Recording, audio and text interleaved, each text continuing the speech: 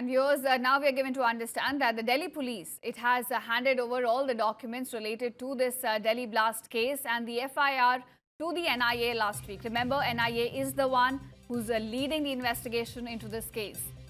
In fact, after receiving the documents, the NIA began its investigation.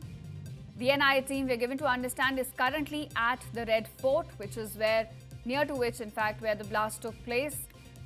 The NIA forensic team has also inspected the scene.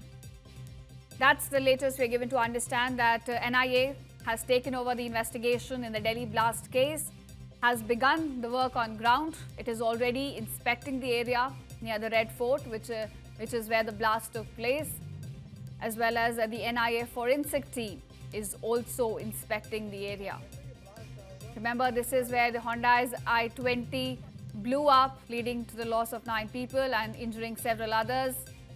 The blast happened right at the heart of New Delhi.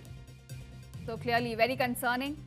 And now the NIA, on a rapid pace, investigating this. Already their team has reached the Red Fort. They are inspecting the area at this point, we are given to understand. The NIA forensic team as well is on the ground. Remember the Prime Minister Modi's statement. He has already said that those behind this attack and their backers will not be spared. Agencies also echoing that with the kind of rapid work we are now seeing on the ground. NIA taking over the probe and now working on the ground to solve this puzzle, in fact, and to expose this terror module, Jaish's terror module, which was operating behind this, in fact. Visuals on your screen, in fact,